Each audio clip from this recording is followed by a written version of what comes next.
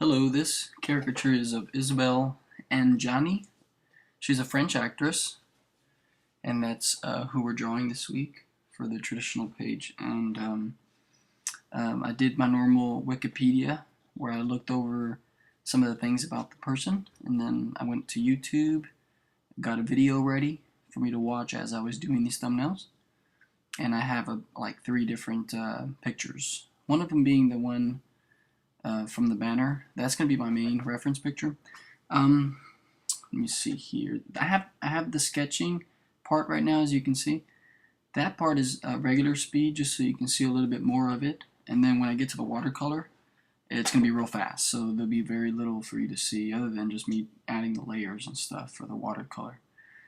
But I wanted to walk you through what I was doing here. When I looked at her, which is a good exercise to do, is once you get your pictures going, get them ready for your laptop, once you get the video going or whatever you're going to look at to draw, just glance at it. You know, you have it blown up, you have it nice and ready for you. Glance at it for like half a second, then take your eyes off of it, and then just try to remember what you saw. You know, and if you say ears, or big nose, things like that, those are going to be the main things that you're going to want to exaggerate. And with her, and I have to admit, with girls, I have a hard time going real extreme or doing any exaggeration, so that I don't lose any likeness, especially like someone that's like young, and it's really hard. With the old ladies, it's really easy. But like the younger ones, it's kind of hard for me to exaggerate. But I was able to do that little exercise real quick. So like when I took my eyes off her about half a second, I thought, in my memory, I thought, what were the main things that I can remember from that half a second glance? And two things stood out, which was the top lip and her eyes. And the top lip was much bigger than the bottom, and it kind of stuck out a little bit. And it just looked really weird, especially when she spoke, or it kind of went down. And when she smiles, it did the same thing. It went down her bottom lip towards the ends of her lips. And then of course, like her eyes were much different than the average person, but it wasn't like they were like super huge or anything like that. They were blue. So that is different, but I think it was her face, like the cheekbones and all that mass around her face, her cheeks. For some reason, her face, her cheekbones, it brought a lot of attention towards her lips, because there wasn't any discoloration, or she didn't have any pimples or anything. It's just that all that mass, all that extra open space, and because it was pretty pale, it was nice and white. That, for some reason, brought the eyes, or brought some attention to her eyes, for some reason. So, what you're going to see me exaggerate mainly is going to be that top lip, and of course the eyes. And the way I bring some attention to it is just what she already has. I'm going to stretch out her jawbones and her cheeks, and I'm gonna try to color that as little as possible. And the nose, of course, when I did that quick glance exercise, the nose didn't, that was not branded in my mind. The ears didn't, I didn't say anything about the ears. My memory didn't remind me of, how elaborate her hair was or anything. It was just, all I remember is this white, pale face with really large top lip, and, big eyes, or bright eyes, with a lot of energy. But that was about it. And then so once I got those things down in my mind, then I can look hard at the pictures. Then I can kind of look at them without neglecting those features that I can remember, without those main features that I want to exaggerate. So one of the things, as you can see how I stretched out the jawbones, and I lengthened them, not only because her face goes that direction, it's kind of long compared to wide.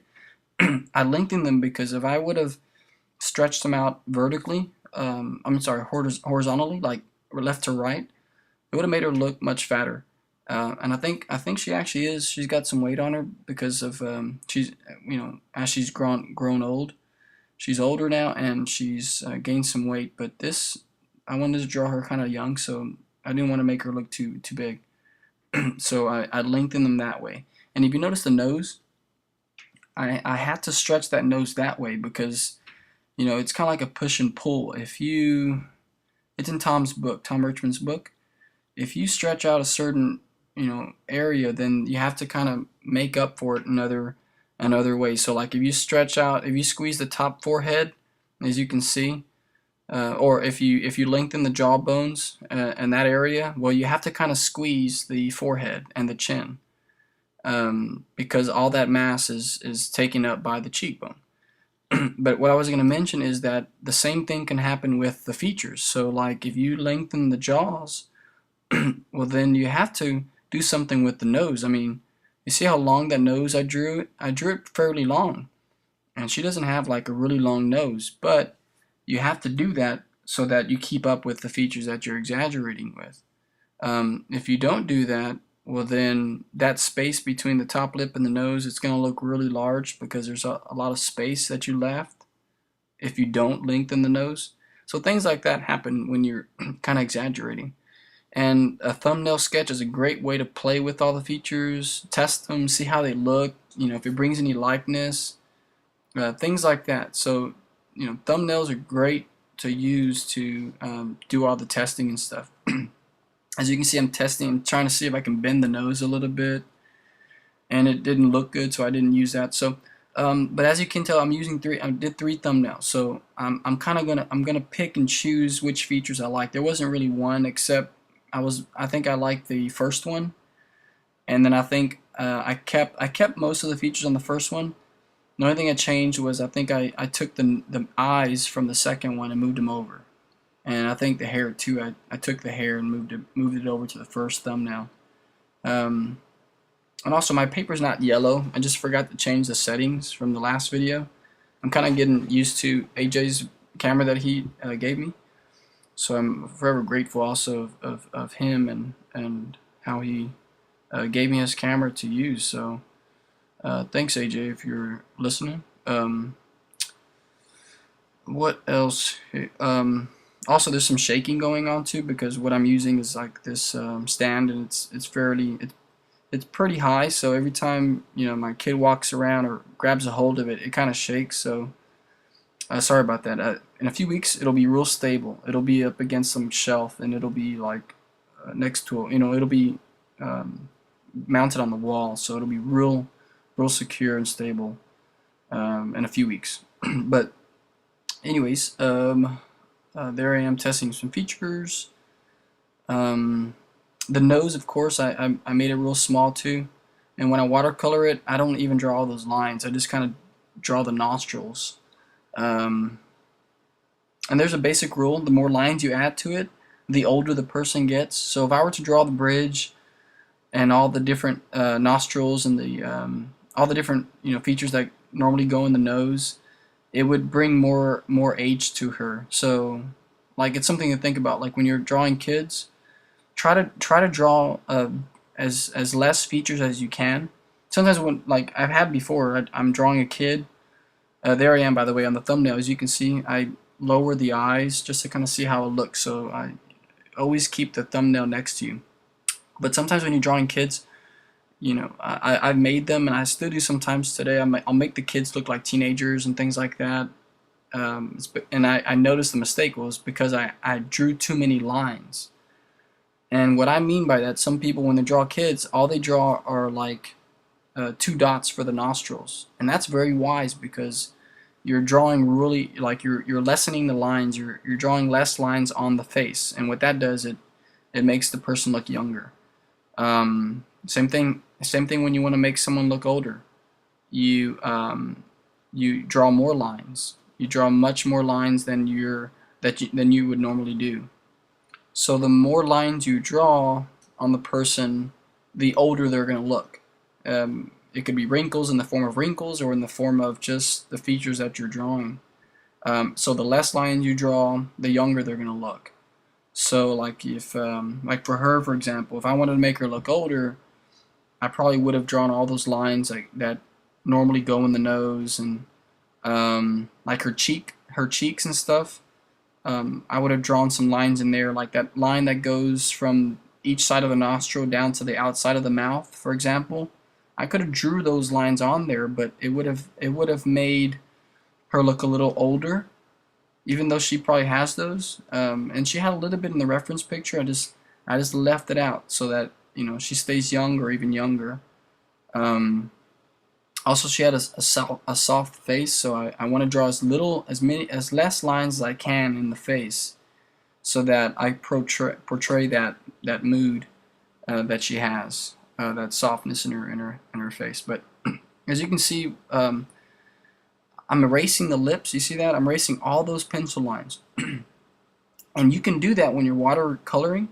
But I would suggest only with like one layer. So let's say you're watercoloring over your pencil and you want to erase the pencil lines after. Just do a quick watercolor just to stabilize all your features where they're at and stuff. And once you get that first layer down, the real light layer, make sure it's dry. And then what I did is I went back and I erased all the pencil. You see the pigment and the ink in the watercolor, the paper absorbs that and it goes into the paper. And then your graphite, your pencil, it's laid, or it's laying on top of the paper. So your eraser can pick it up. It can still pick it up because it's on top of that watercolor. It's on top of it. But the only thing is you have to make sure that the watercolor is super dry. Even if it looks dry, give it a few more minutes. And what I did, as you can see, is I did a quick layer and then I went on to like other things because I didn't have a hair dryer. And there I am erasing the eyes. But as you can see, it's a real light layer of watercolor. And then I do all the erasing, then I go back. But if you're not sure, like if you don't have a hair dryer to erase it, you can work on other things, and that's what I did. I started working on the hair. As you saw, I did a little bit of purple in the background, and then I went back, and then that's when I erased the top lip and stuff like that. So work on other things, mix up other colors, and just start coloring other things. By the time you get back to it, you can it'll be really dry, and you'll be able to do some of the erasing. I did make a little bit of I made a mistake. My hand touched some of the black in the hair, and I just kind of made a mark on the eye. So if that ever happens to you, what I did is I got some white acrylic and I just painted over those dots. Sometimes if it's still fresh, you can like make do some droplets, some clear water droplets on top of that. Rub it in with your brush, and then get a napkin and absorb that ink. But this was black, so I just painted over it. The mistake was in black, so I just got some white acrylic and painted over it real quick. Let me see. Other than that, I'm doing the watercoloring, and I'm still new to watercolor. I'm just kind of learning. I really like it because of the convenience. All you need is water, and maybe 2 cups, because I refilled it, or I changed it out. And you want to make sure to do that, especially when you're watercoloring with black. The water in your cup can get real dark real soon, and then it'll affect the colors that that you're mixing. So if you're mixing a real light pink, that little hint of black in your water is going to affect it, especially if you're dealing with light colors, light blue and things like that, like this one with her eyes and stuff. So I had to change out the water at least once. So I had 2 cups of water. But it is convenient, so I'm really liking the watercolor. It's convenient, it's quick, and I'm trying to make it look less clean. Watercolor, it looks kind of messy, and it looks nice. It's really artistic, artsy. So I'm trying to get that technique down, and there are really good artists out there to learn from. So as you can see, the hair, if you can look at it, on the outside there's a real light layer of gray, because I try to make it kind of fuzzy. I didn't want to make it too sharp. So those are the eyes, little details of the eyes, and anyways, see you next time.